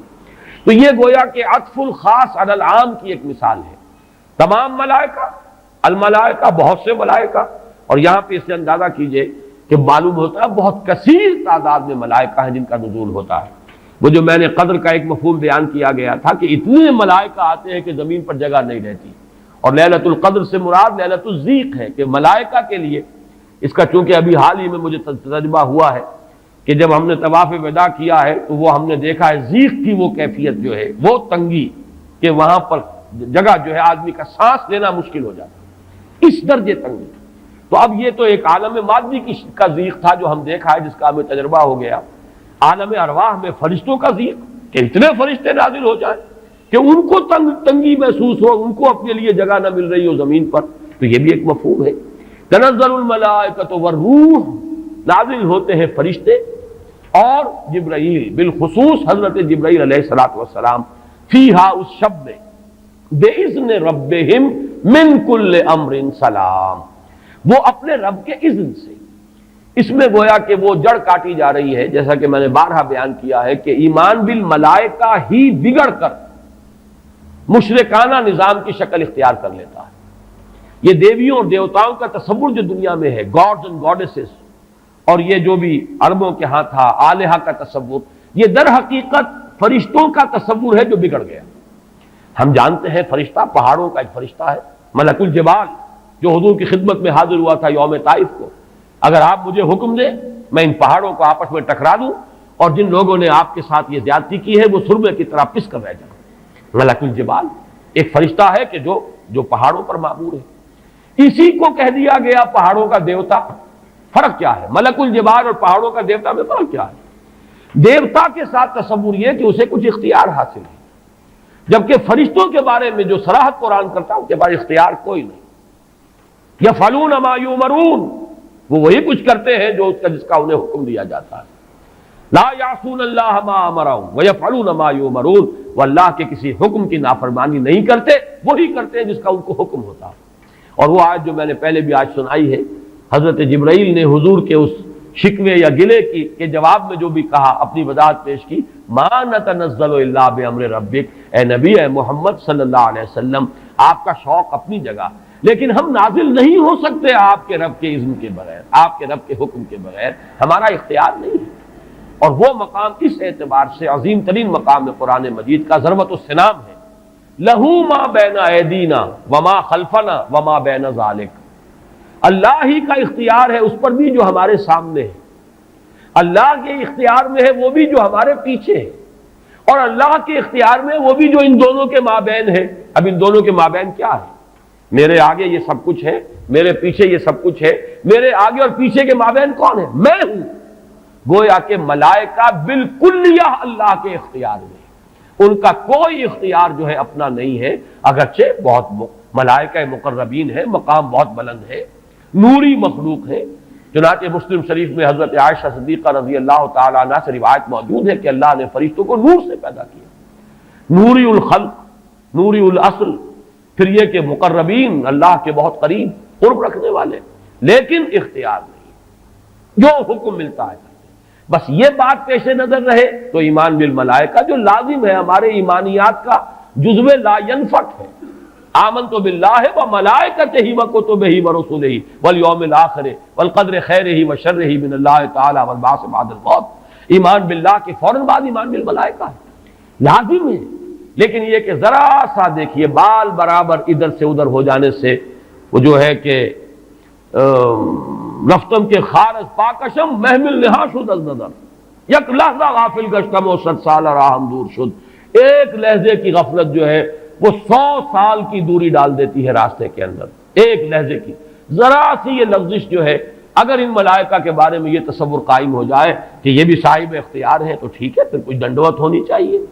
پھر کچھ چڑھاوے چڑھانے چاہیے، پھر ان سے دعائیں کرنی چاہیے، ان سے استغاثہ ہونا چاہیے، ان کو پکارا جانا چاہیے۔ وہ سارا کا سارا شرک کا جو تومار ہے اب اس کے لیے پورا جواز پیدا ہو گیا اگر ذرا سی یہ علمی غلطی ہو جائے۔ تو اسی لیے یہاں پر خاص طور پر تنزل الملائکۃ والروح فیہا بإذن ربہم، اپنے رب کے اذن سے نازل ہوتے، از خود نازل نہیں ہوتے۔ یہی بات ہے کہ جو وہاں فرمائی گئی ہے اس سورہ مبارکہ میں، فیہا یفرق کل امر حکیم امرا من عندنا، ہمارے پاس سے وہ امر جاتا ہے، کسی اور کا اختیار نہیں ہے، امرا من عندنا، اس کا فیصلہ ہم کرتے ہیں، یدبر الامر ہم ہیں، تدبیر امر ہم کرتے ہیں، فیصلہ کرنے والے ہم ہیں، حکم دینے والے ہم ہیں، تقدیر کا تعین کرنے والے ہم ہیں، اس کے لیے حکم ایشو کرنے والے ہم ہیں۔ تو فرمایا امرا من عندنا انا کنا مرسلین، مرسلین، اور ہم ہی ہیں کہ جو بھیجنے والے ہیں، اپنے فرشتوں کو بھیجتے ہیں تنفیذ امر کے لیے، اپنے رسولوں کو بھیجتے ہیں لوگوں کو خبردار کرنے کے لیے، جو کہ اگلی صورت کا مقصد ہے، جو مرکزی مضمون ہے کہ مقصد رسالت ہے کیا۔ تو فرمایا تنزل الملائکۃ والروح فیہا باذن ربہم من کل امر۔ اب دیکھیے کل امر کس طرح یہ الفاظ جو ہے ایک دوسرے کے ساتھ ان دونوں مقامات کے جو ٹیلی کر رہے ہیں۔ انا انزلناہ فی لیلۃ القدر، انا انزلناہ فی لیلۃ مبارکۃ، قدر اور مبارک یہ دونوں ایک دوسرے کے مقابل میں آ گئے۔ یہاں فرمایا من کل امر، تنزل الملائکۃ والروح فیہا باذن ربہم من کل امر، وہاں فرمایا فیہا یفرق کل امر حکیم امرا من عندنا انا کنا مرسلین۔ اس شب میں ایشو ہو جاتے ہیں تمام معاملات، تمام فیصلے، اور ہوتے ہیں ہمارے پاس سے۔ یہ غالباً جو ہمارے ہاں فیصلے عدالتی فیصلے ہوتے ہیں ان میں بھی خاص الفاظ آتے ہیں کہ یہ عدالت کا اپنا فیصلہ ہے، یا ہم اپنے فیصلے سے یہ بات جو ہے اس کا تعین کر رہے ہیں۔ تو امرا من عندنا، یہ ہمارا فیصلہ ہمارے پاس سے اس کی تعین ہوتی ہے۔ سلام ہی حتی مطلع الفجر، سلام میں ایک تو یہ بات کہ نحوی اعتبار سے کہ اس کا مبتدا محذوف ہے، وہ سلامتی ہی سلامتی ہے، اور سلام کے دو معنی کیے گئے ہیں، ایک تو جو سلام کا یا سلامتی کا ذریعہ بنے، یہ رات سلامتی کی رات ہے، اس رات میں سلامتی حاصل کی جا سکتی ہے، اس رات میں اللہ کی مغفرت حاصل کی جا سکتی ہے،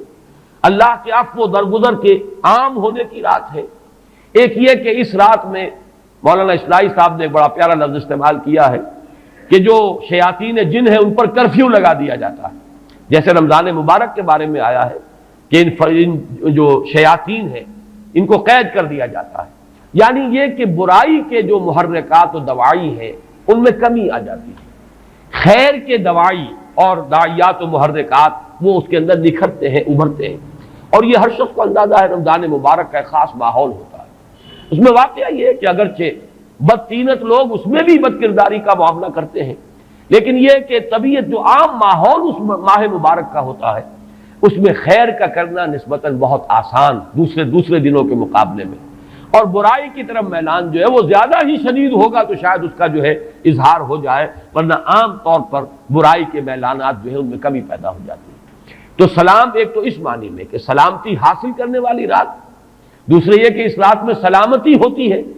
کہ جنات جو ہیں شیاطین جن ان کے اوپر پابندیاں ہیں، قدغنے ہیں، اور ایک یہ لفظ لایا گیا ہے سالم کے معنی میں، سالم پوری رات، یہ پوری رات کا معاملہ ہے، اس کی کوئی خاص ساعت نہیں ہے۔ اس میں گویا کہ خاص دلجوئی کی جا رہی ہے کہ اگر کوئی شخص پوری رات میں نہیں بھی جاگ سکا، لیکن اگر طبیعت میں انشراح ہو جائے کسی اس کی ایک ساعت میں، کسی ایک حصے میں، تو وہ یہ سمجھے کہ وہ محروم نہیں رہا، اسے اس رات کی سعادتوں اور برکات میں سے حصہ مل جائے گا۔ ہی حتی مطلع الفجر، اور یہ رات جو ہے یہ فجر کے طلوع ہونے تک یہ برکات کا نزول، فرشتوں کا نزول، خیر و سعادت، سلامتی کا حصول، یہ تمام چیزیں جو ہیں اس رات کے آخری جو سرحد ہے مطلع الفجر، طلوع فجر تک یہ تمام کیفیات برقرار رہتی ہیں۔ اللہ تعالی ہم سب کو یہ